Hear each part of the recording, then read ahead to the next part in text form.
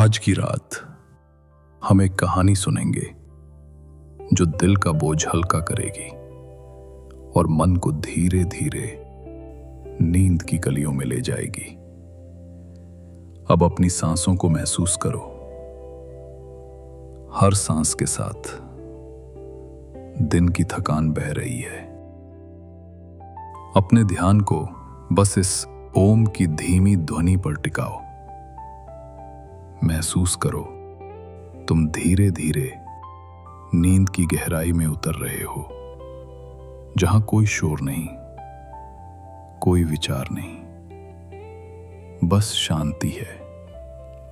अब बस सुनो और खुद को बह जाने दो। कभी किसी ने तुम्हें उड़ने से पहले ही गिरने का डर दिया है? इस गांव में एक छोटा सा पक्षी था जो पंख रखता था पर हिम्मत नहीं। और उस रात चांद झुका, हवा जागी और किसी की पहली उड़ान सिर्फ एक फुसफुसाहट से शुरू हुई।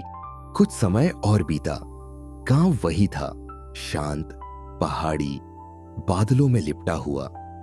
सोने का चांद हर रात आता, मिट्टी का दिया हर शाम जन्म लेता। पर एक चीज थी जो हर रात बदलती थी।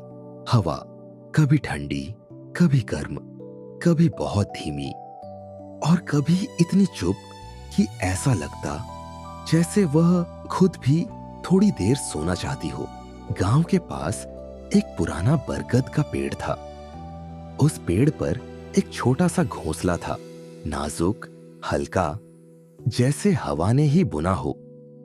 उस घोंसले में एक बच्चा पक्षी रहता था, बहुत छोटा, बहुत डरपोक। उसके भाई बहन सब उड़ चुके थे, पर वह घोंसले की किनारी से नीचे देख भी नहीं पाता था।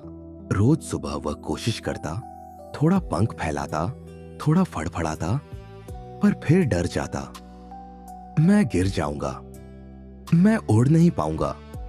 उसके डर ने उसके पंखों से भी ज्यादा वजन उठाया हुआ था। उस रात चांद थोड़ा बादलों में छुपा था। दियों की रोशनी जमीन पर धीमी थी। चारों ओर बस एक चीज जग रही थी, हवा। वो तन्हाई में बह रही थी, जैसे उसे भी नींद ना आ रही हो। जब हवा बरगद तक पहुंची, उसने उस छोटे पक्षी की हल्की सी सिसकी सुनी, बहुत धीमी लेकिन सच्ची। हवा पेड़ की डालियों से गुजरी, घोंसले को छुआ और फुसफुसाई। तू क्यों नहीं सोता छोटे? पक्षी ने आंखें खोली और कांपती आवाज में कहा, मेरे पंख छोटे हैं, मैं उड़ नहीं पाऊंगा। हवा मुस्कुराई, ऐसी मुस्कान जो आंखों से नहीं, हल्की सरसराहट से समझ आती है। उसने कहा, उड़ान पंखों से नहीं, हिम्मत से शुरू होती है, और हिम्मत अकेले नहीं आती। हवा घोंसले में उतरी। उसने पक्षी के चारों ओर एक नर्म सी गर्माहट फैलाई, जैसे कह रही हो, तू उड़ने की कोशिश कर, मैं गिरने नहीं दूंगी। पक्षी ने नीचे देखा, पहाड़ी का ढलान, पेड़ की ऊंचाई, चांद की धुंधली रोशनी, और फिर उसने आंखें बंद कर ली। उसने पंख फैलाए, बहुत धीरे, बहुत डरते हुए। हवा ने उसके नीचे खुद को फैला दिया, एक मुलायम, अदृश्य कुशन की तरह। और छोटा पक्षी पहली बार घोंसले की किनारी से ऊपर उठा। वह उड़ नहीं रहा था, हवा उसे उठा रही थी। पर महसूस उसे यही हो रहा था कि मैं उड़ रहा हूं, कुछ कदम हवा के, कुछ कदम उसके, और दोनों मिलकर आसमान में एक छोटी सी रेखा बनाते चले गए। वे पहाड़ी से नीचे उतरे, झील के ऊपर से गुजरे, झोपड़ियों के बीच से गुजरते रहे।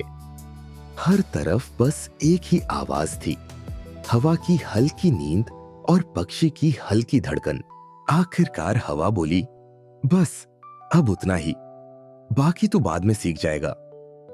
वह पक्षी को वापस पेड़ की डाल पर ले आई। पक्षी थका हुआ था, पर उसके चेहरे पर पहली बार डर नहीं था, बस एक शांति थी जो हर उड़ान के बाद आती है। उस रात हवा पहली बार बहुत थकी हुई महसूस हुई, पर सुखद थकान। वो बरगद में रुकी, पत्तों से सिर टिकाकर लेटी और धीरे से सो गई, जैसे एक मां जिसने अपने बच्चे को पहली बार संभाला हो। कभी कभी हम सब उस हवा जैसे होते हैं, अदृश्य, शांत, पर किसी के छोटे से डर को उठाने वाले।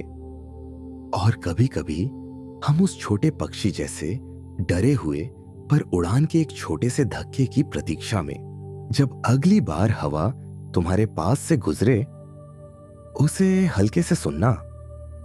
वो शायद यही कह रही होगी, तू अकेला नहीं गिरता, मैं हमेशा नीचे रहती हूं। अब आंखें बंद करो, हवा सो रही है, पक्षी मुस्कुरा रहा है और रात धीरे धीरे तुम्हें अपने भीतर ले रही है। ये थी एक अनोखी कहानी जिसने शायद तुम्हारे मन को शांत कर दिया है और तुम्हारी पलकों को नींद की गहराइयों में उतार दिया है। तुम सुन रहे थे स्टोरी पल्स हब, जहां हर कहानी सुकून और शांति की ओर ले जाती है। अगर इस कहानी ने तुम्हें छुआ हो तो इसे अपने करीबियों के साथ बांटो, ताकि उनका मन भी थोड़ी देर चैन पा सके। चैनल को सब्सक्राइब करो ताकि अगली बार जब कोई कहानी जन्म ले, तुम्हें वो सबसे पहले सुनाई दे। शुभ रात्रि, मीठे सपने और शांति से भरी नींद।